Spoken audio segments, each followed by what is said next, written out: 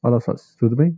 No vídeo de hoje vamos fazer a leitura do capítulo 2 do livro O Homem Mais Rico da Babilônia. Espero que estejam gostando e aproveitando essa série aqui no canal. Se você está chegando aqui pela primeira vez, muito prazer, eu sou o Guilherme e já peço sua inscrição. Vem fazer parte clicando no botão inscrever-se para se tornar mais um sócio do canal. A sequência de vídeos está dividida pelos capítulos dos livros, então já ativa o sino da notificação para não perder o próximo capítulo. Mas não se preocupe, se perder algum capítulo ou quer rever, tem uma playlist no canal que você pode conferir os capítulos lançados. Sem mais enrolação, vamos para mais um capítulo. O homem mais rico da Babilônia. Capítulo 2. O homem mais rico da Babilônia. Era uma vez, na antiga Babilônia, um homem muito rico chamado Aca. Conhecido em toda a parte devido a uma imensa riqueza, tornará-se igualmente famoso pela liberalidade. Mostrava-se generoso com os mais necessitados e com a família, sendo um homem pródigo em suas próprias despesas. Entretanto, a cada dia sua riqueza crescia mais rapidamente do que podia gastá-la.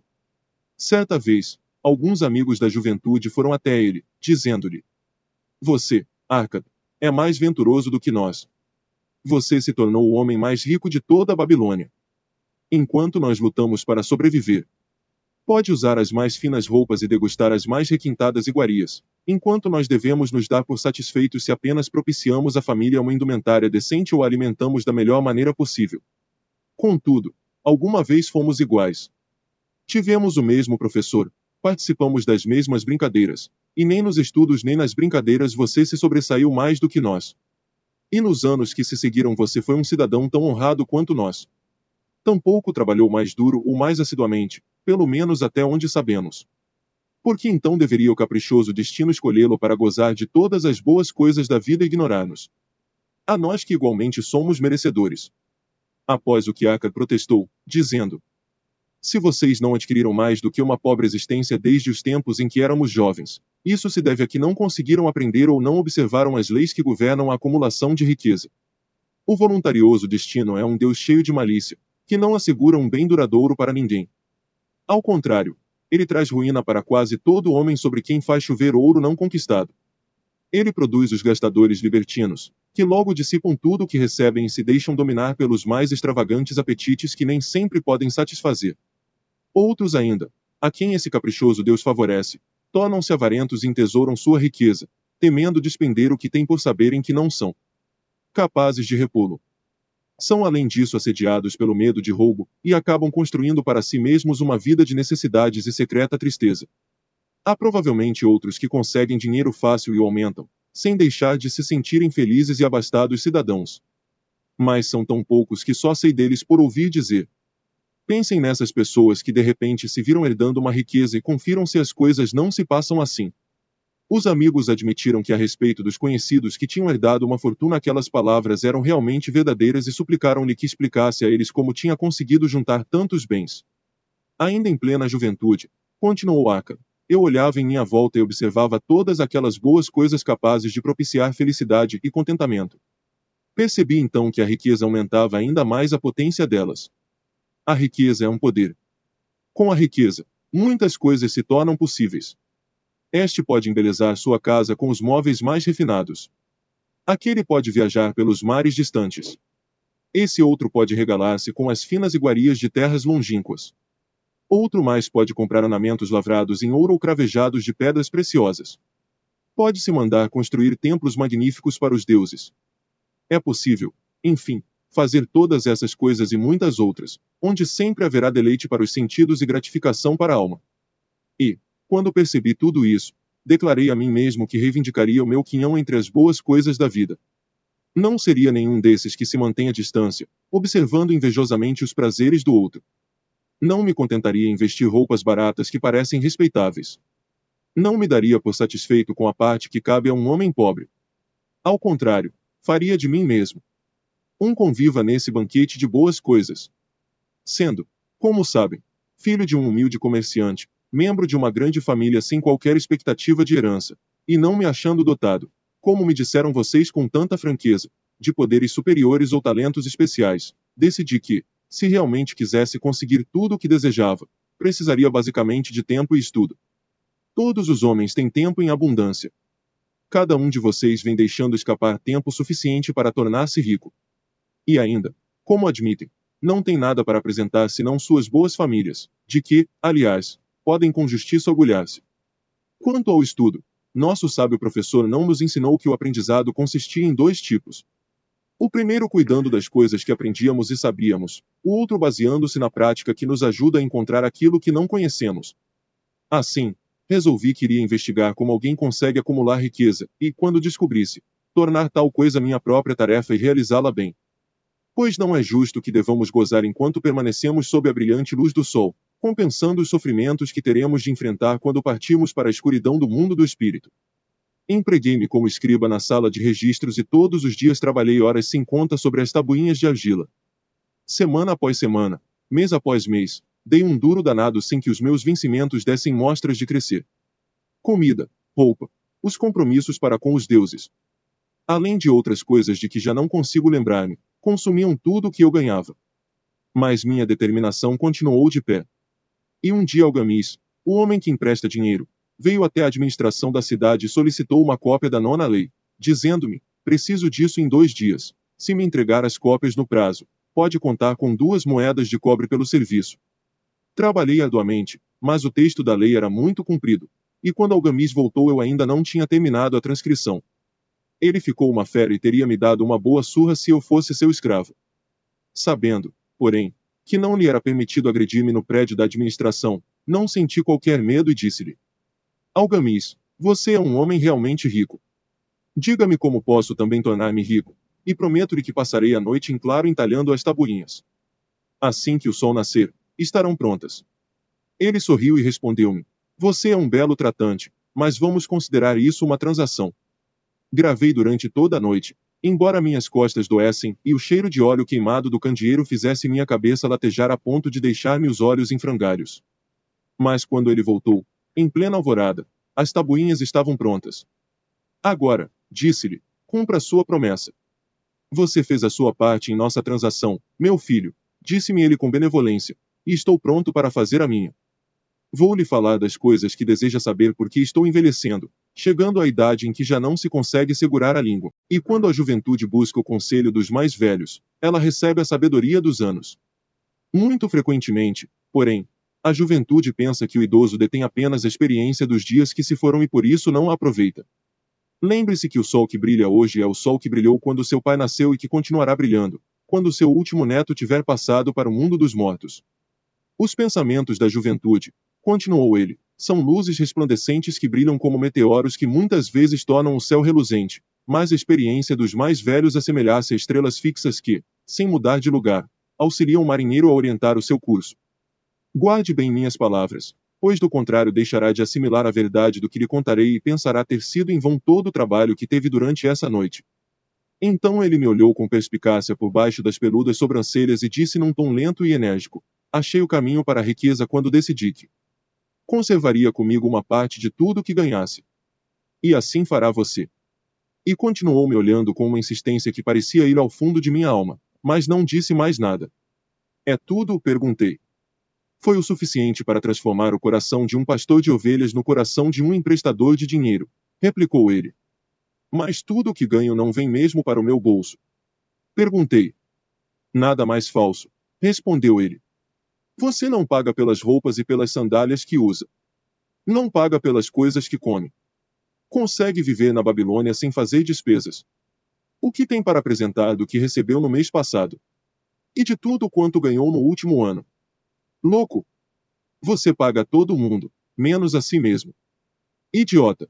Está trabalhando para os outros. Bem melhor do que isso faz o escravo, que trabalha para o seu dono em troca de roupa e comida. Se guardasse para si mesmo 1/10 de tudo o que ganha, quanto teria dentro de 10 anos? Meu conhecimento dos números não me desamparou e respondi: ora, o equivalente a 1 ano de trabalho. Pois está dizendo apenas meia verdade, retorquiu ele. Cada moeda de ouro que economizar é um escravo que pode trabalhar apto a levantar mais fundos. Se quiser tornar-se rico, então tudo o que você economizar deve ser utilizado no sentido de proporcionar-lhe toda a abundância por que anseia. Você pensa que o estou ludibriando por sua longa noite de trabalho, continuou ele, mas em minhas palavras há uma fortuna, se for suficientemente inteligente para perceber a verdade que acabo de pôr em suas mãos. Uma parte de tudo o que ganha pertence exclusivamente a você. No mínimo, 1/10, mesmo nas ocasiões em que tiver recebido pouco dinheiro. Pode ser mais, de acordo com o que produzir. Pague a si mesmo primeiro. Não compre ao fazedor de roupas ou ao fazedor de sandálias mais do que possa pagar com o restante, devendo ainda separar o bastante para alimentar-se, ajudar o próximo e pôr em dia as obrigações com os deuses. A riqueza, como uma árvore, cresce a partir de uma simples semente. A primeira moeda de cobre que economizar será a semente a partir da qual sua árvore da riqueza crescerá. Quanto mais cedo plantá-la, mais cedo a árvore crescerá. E quanto mais fielmente alimentar e regar essa árvore com economias constantes, logo chegará o dia em que poderá abrigar-se em pleno contentamento embaixo de sua sombra. Tendo dito isso, pegou suas tabuinhas e foi embora. Pensei muito a respeito do que ele me dissera, e suas palavras me pareceram razoáveis. Assim, decidi fazer a experiência. Sempre que recebia um pagamento, tirava e guardava uma em cada 10 moedas de cobre. E, estranho como possa parecer, não fiquei mais desprovido de fundos do que antes. Percebi pequena diferença quando comecei a me arranjar sem isso, mas frequentemente me via tentado. À medida que minha reserva crescia, a utilizá-la para adquirir as boas coisas que os mercadores ofereciam, objetos trazidos por camelôs e navios da terra dos fenícios. Prudentemente, porém, consegui refrear o impulso. 12 meses se tinham passado quando Algamis voltou a me procurar, dizendo-me: "E então, meu filho, pagou a si mesmo não menos de 1/10 sobre tudo quanto ganhou no ano passado?" Respondi todo orgulhoso: "Sem dúvida, mestre, foi exatamente o que fiz." "Ótimo," comentou, abrindo um largo sorriso para mim. "E o que fez com essa reserva?" Entreguei a Asmur, o oleiro, que me disse estar viajando pelos mares distantes e que em Tiro compraria para mim joias valiosíssimas, só encontradas na Fenícia. "Quando voltar, poderemos vendê-las a preço bem mais alto e dividiremos os lucros." "Bem, os loucos precisam mesmo aprender," rosnou ele, "mas por que confiar nos conhecimentos de um oleiro sobre joias? Você procuraria o padeiro para colher informações sobre as estrelas?" "Não, por minha túnica, iria até um astrólogo, se pelo menos tivesse cabeça para pensar." "Suas economias se foram, meu jovem. Você arrancou sua árvore da riqueza pelas raízes. Contudo, plante outra. Tente novamente. E da próxima vez em que precisar de conselhos sobre joias, corra até um ourives. Se quiser conhecer a fundo as ovelhas, procure o pastor que cuida delas. Conselho é uma coisa que se dá de graça, mas deve guardar consigo apenas o que lhe parece valioso. Aquele que aceita conselhos sobre suas economias de pessoas inexperientes em tais matérias pagará com essas mesmas economias para provar a falsidade da opinião dos outros." Dizendo isso, Algamis partiu. E aconteceu realmente como ele tinha previsto. Pois os fenícios são salafrários e venderam Asmur pedaços de vidro sem valor que pareciam pedras preciosas. Mas, seguindo as palavras de Algamis, voltei a economizar, mesmo porque já tinha formado o hábito e isso não constituía para mim nenhuma dificuldade. Mais uma vez, 12 meses depois, Algamis apareceu na sala dos escribas e dirigiu-se a mim. "Que progressos andou fazendo desde a última vez em que nos vimos?" "Paguei a mim mesmo religiosamente," respondi, "e confiei minhas economias a Agar, o fazedor de escudos, para comprar bronze. A cada 4 meses ele me paga uma parte dos lucros." "Ótimo. E o que tem feito com esse dinheiro extra?" "Dei uma festa com mel, vinho e iguarias de primeira. E comprei também uma túnica escarlate. Qualquer dia desses devo comprar um burrico para os meus deslocamentos." Algamis não disfarçou o riso. "Você está comendo os filhos de suas economias. Como pode esperar que trabalhem para você? Como eles mesmos poderão ter filhos que venham a produzir mais renda para você? Primeiro reúna um exército de escravos dourados, e só então poderá refestelar-se com banquetes ricos sem sentir remorsos." E, assim dizendo, partiu novamente. Não voltei a vê-lo durante 2 anos, até que reapareceu, o rosto sulcado pelas rugas, os olhos visivelmente cansados, pois ele se achava então uma idade bastante avançada. Disse-me: "Arca, conseguiu afinal obter a riqueza com que sonhava tanto?" Respondi-lhe: "Ainda não tudo o que desejo, mas já tenho alguma coisa que rende muito bons lucros, que, por sua vez, fazem outro tanto." "E você ainda busca o conselho dos oleiros?" "Bem, o que eles dizem sobre como fabricar tijolos é realmente muito bom," retorqui. "Arca," continuou ele, "você aprendeu bem suas lições. Aprendeu primeiro a viver com menos do que podia ganhar. Depois aprendeu a aconselhar-se junto àqueles cuja competência deriva de suas próprias experiências. E, finalmente, aprendeu a fazer o ouro trabalhar para você. Você ensinou a si mesmo como adquirir dinheiro, poupá-lo e usá-lo. Reuniu, portanto, condições para ocupar uma posição de confiança. Estou me tornando muito velho. Meus filhos só pensam em gastar e não dão a menor importância aos ganhos. Meus negócios são grandes, e até grandes demais para que eu possa cuidar de tudo. Se você concordar em ir para Nippur, a fim de tomar conta das terras que possuo na região, torná-lo-ei meu sócio, e você participará de meu testamento. Assim, foi para Nippur e comecei a administrar suas propriedades, que eram imensas. E como estivesse cheio de ambição e dominasse as 3 leis que nos ensinam a lidar de maneira exitosa com a riqueza, tive condições de aumentar ainda mais o valor de seus bens. Prosperei muito. Quando o espírito de Algamis partiu para a esfera da escuridão, vi-me como um beneficiário legalmente reconhecido de sua herança. Assim falou Akkad. E, quando terminou sua narrativa, um dos amigos ali reunidos disse: Você inclusive deu a sorte de que Algamis o tivesse nomeado um de seus herdeiros. Minha sorte limitasse ao fato de que desejava prosperar antes de tê-lo encontrado pela primeira vez. Não tive que provar durante 4 anos minha determinação de propósito, reservando para mim mesmo 1/10 de tudo que oferia. Você chamaria de sortudo o pescador que, tendo passado anos estudando os hábitos dos peixes, por uma simples mudança do vento soubesse onde jogar sua rede. A oportunidade é uma deusa desdenhosa que não perde tempo com os que não estão preparados. Você teve uma tremenda força de vontade em continuar poupando depois de ter perdido as economias do primeiro ano. Nisso, foi extraordinário, disse um outro. Força de vontade, retorquiu Akkad. Bobagem. Você acredita que a força de vontade seja capaz de dar a um homem energia suficiente para erguer um peso que o camelo não pode carregar ou puxar uma carroça que os próprios bois não conseguem levar adiante? A força de vontade não passa de um propósito inflexível para dar conta de uma tarefa que você mesmo se obrigou. Se eu determinar para mim mesmo uma tarefa, por mais boba que seja, terei de levá-la a cabo. Como poderia de outro modo ter confiança em mim para fazer coisas importantes? Se me dissesse, durante 100 dias, quando eu cruzar a ponte na cidade, apanharei uma pedra do chão e a jogarei dentro do rio, eu o faria. Se no 7º dia passasse por ali sem me lembrar da resolução tomada, não diria: amanhã jogarei 2 pedras em vez de uma. Ao contrário, voltaria e atiraria a pedra ao rio. Tampouco seria capaz de me dizer lá pelo 20º dia: Akkad, isso não tem utilidade alguma. Que proveito tem para você atirar uma pedra ao rio todos os dias? Arremesse logo um bom número delas e acabe com isso. Não, também não conseguiria pensar desse modo. Quando me decido por uma tarefa, vou até o fim. Consequentemente, tomo muito cuidado para não começar tarefas difíceis e impraticáveis, porque tenho meu conforto íntimo em alta conta. Se o que diz é verdadeiro, apartiu um terceiro interlocutor. E parece, como afirmou, razoável, sendo tão simples, se todos os homens o fizessem não haveria bastante riqueza para todos. A riqueza cresce onde quer que os homens empreguem energia, replicou Akkad. Se um homem rico constrói um novo palácio para si, o ouro despendido vai embora. Não. O oleiro, o operário e o arquiteto participam desse ouro. E quem quer que trabalhe na obra participa dele. Mesmo depois de construído, o palácio não vale tudo quanto custou. E o terreno sobre o qual se ergue não passa a valer mais pelo próprio fato de abrigá-lo.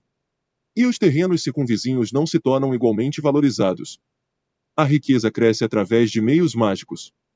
Ninguém pode estabelecer um limite para isso. Não construíram os fenícios grandes cidades em costas inóspitas com a riqueza proveniente de seus navios mercantes. O que poderia nos aconselhar para que também nós nos tornemos ricos? Perguntou o outro amigo. Os anos passaram, não somos mais jovens e não guardamos nada. Aconselho-os a fazer uso da sabedoria de Algamis e dizer a si mesmos: uma parte de tudo que eu ganhar pertence a mim. Digam isso pela manhã assim que acordarem, à tarde, à noite, em todas as horas do dia. Digam isso a si mesmos até que as palavras se transformem em letras de fogo gravadas no céu. Impregnem-se com a ideia. Ocupem toda a alma com esse pensamento. E assimilem tudo que lhes pareça sábio. Separem não menos de 1/10 e economizem. Façam todas as despesas necessárias, mas poupem primeiro essa pequena cota. Cedo vão experimentar a deliciosa sensação de um tesouro cuja posse cada um de vocês tem legitimamente condições de reivindicar. Quanto mais ele crescer, mais se verão estimulados. Vibrarão com uma nova alegria de viver. encararão a possibilidade de maiores esforços para ganharem mais, pois não estarão reservando, sobre os lucros maiores, a mesma percentagem. Aprendam, portanto, a fazer com que seu tesouro trabalhe para vocês. Tornem-no seu escravo. Façam filhos dele e os filhos dos filhos dele trabalharem para vocês. Assegurem uma renda para o futuro. Olhem para os mais idosos e não esqueçam que dia virá em que também vocês estarão velhos. Por isso, invistam seu tesouro com toda a cautela do mundo. Taxas usurárias de retorno são sereias enganosas, que cantam, naturalmente, mas para lançar o incauto contra as rochas do desperdício e do remorso. Providenciem para que sua família não deseje que os deuses os chamem para o reino deles. É sempre possível garantir tal proteção com pequenos pagamentos em intervalos regulares.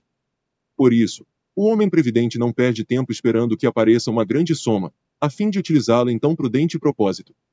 Busquem o conselho dos homens sábios. Procurem informar-se com pessoas cujo trabalho cotidiano é o manuseio do dinheiro. Deixem que elas os protejam de erros como os que eu mesmo cometi ao entregar minhas economias a Asmur, o oleiro. Um retorno pequeno e certo é uma coisa mais desejável que o risco. Aproveitem a vida enquanto estiverem aqui. Não exagerem nem tentem economizar demais. Se 1/10 de tudo que ganharem é o que vocês podem confortavelmente poupar, contentem-se com essa porção.